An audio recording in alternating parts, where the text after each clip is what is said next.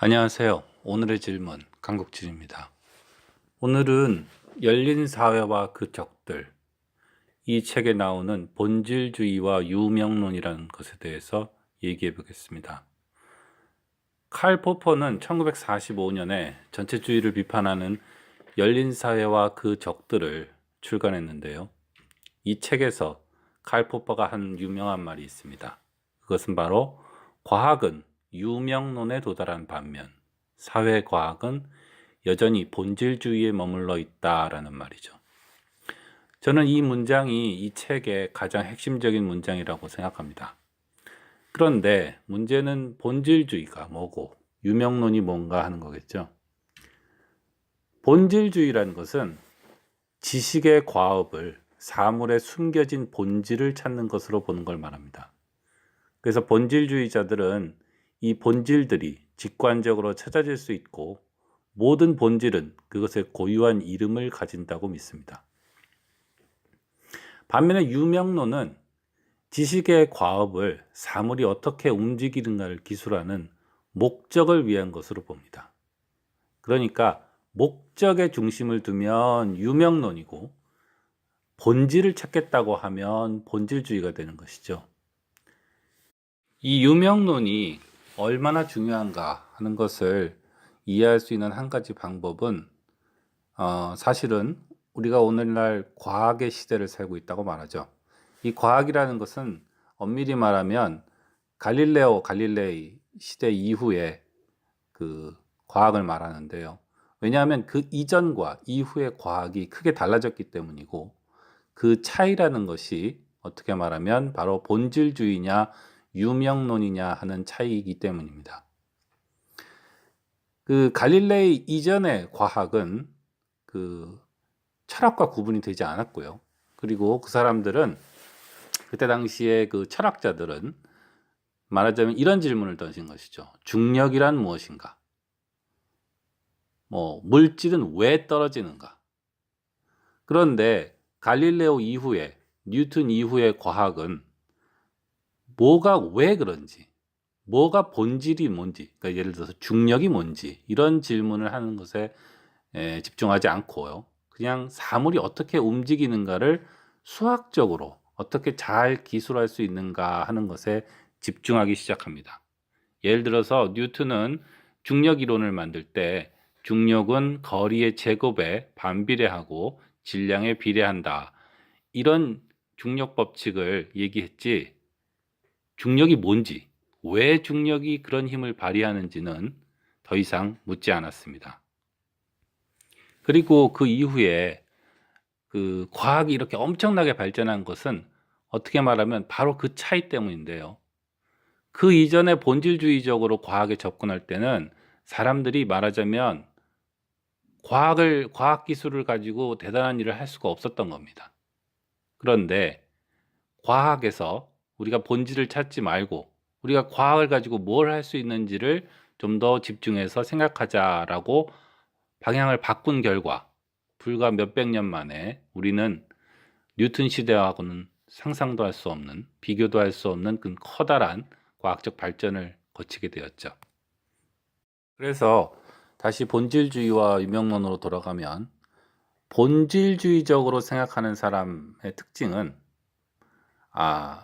정의를 묻는 겁니다. 정의. 이름이나 정의를 물어요. 그래서 뭐뭐란 무엇인가? 국가란 무엇인가? 정의란 무엇인가? 사회주의란 무엇인가? 이런 식으로 묻고 그런 방식으로 생각하는 것을 본질주의적으로 생각하는 거라고 생각할 수 있습니다. 그럼 유명론적으로 생각하는 것은 도대체 우리가 뭘 하려고 하는 것인지, 우리의 목적은 무엇인지 이걸 묻는 것을 유명론적으로 생각하는 거라고 생각할 수 있겠습니다. 그런데 본질주의라는 것은 피하기가 매우 어렵습니다. 궁극적으로는 저는 완전히 피하는 것은 불가능하다고 생각하는데요. 좋은 예가 우리가 이미 오늘 이 얘기를 진행하면서요. 이런 식으로 얘기하고 있죠. 본질주의란 무엇이고 유명론이란 무엇인가. 그런데 여태까지 제가 이런 설명을 하는 것 자체가 사실은 본질주의적인 것이죠. 왜냐하면 정의를 묻고 있으니까요. 이 본질주의가 얼마나 피하기 어려운 것인지, 얼마나 광범위한 것인지는 본질주의에 대해서 다시 한번 돌아보면 알 수가 있는데요. 본질주의를 다시 한번 얘기해 보면, 본질주의자들은 사물의 본질을 우리가 느낄 수 있고, 그 정의를 알 수가 있으며, 또한 그 이름을 우리가 알 수 있다고 생각합니다. 그런데 이렇게 듣고 보니까 굉장히 뭔가 많이 듣던 얘기랑 비슷하죠. 바로 플라톤이 말한 이데아론이 본질주의인 겁니다. 그런데 거기서 멈추지 않습니다. 이 열린 사회와 그 적들에서는 나오지 않는 말이지만 사실은 공자가 한 얘기도 이데아론하고 그렇게 틀리지 않습니다. 공자가 한 얘기 중에 정명론이라는 게 있는데요. 거기서 말하는 게 뭐냐면 세상은 어떻게 해야 좋아집니까? 왕은 왕답고 신하는 신하다워야 합니다. 이런 얘기가 있습니다. 그런데 플라톤하고 공자가 서로 얘기를 베낀 것도 아닌데 왜 이렇게 비슷할까요? 사실은 사람이 논리적으로 생각을 한다는 것이 언어를 쓰는 것을 그 시작으로 할 수밖에 없습니다.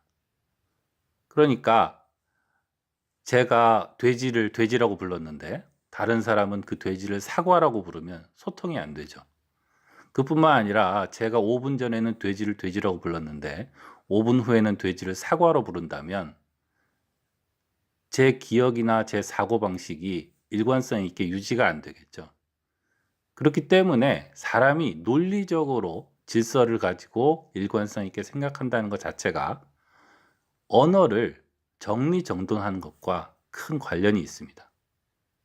그러니까 우리가 뭔가 잘 생각해 보려고 하면 처음부터 그래. 근데 본질주의가 뭔데? 이렇게 묻게 될 수밖에 없는 겁니다.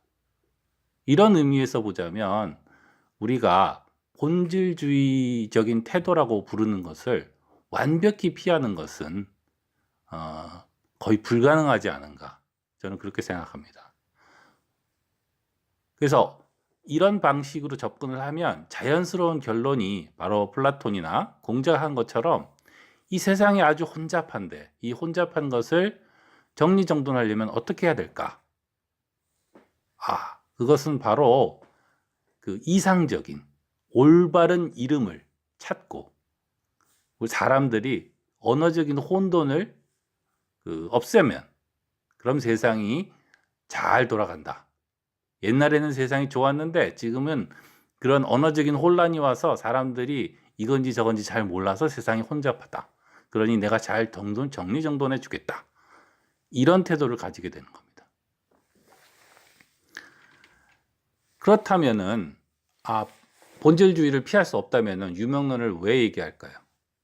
그러면 다시 유명론적으로 한번 생각해 봅시다. 본질주의와 유명론을 구분하는 목적은 뭘까요? 본질주의와 유명론을 구분을 하는 목적은 바로 우리가 우리의 목적을 잊고 본질 논쟁에 빠질 때 우리가 전체주의 사회를 만들고 자친 사회를 만들게 된다 하는 이런 얘기를 하기 위한 것이었습니다. 사람이라는 게 원래는 그런 문명 사회에서 살도록 진화한 존재가 아니죠.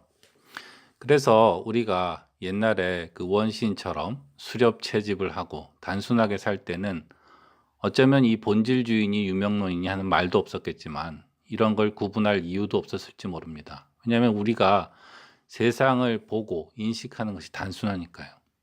그런데 우리가 문자를 쓰고 우리의 언어가 복잡해지면서 세상이 아주 복잡해지면서 이 본질주의와 유명론을 구분하고 생각해 볼 필요가 생기게 된 겁니다. 우리가 교육이란 무엇인가?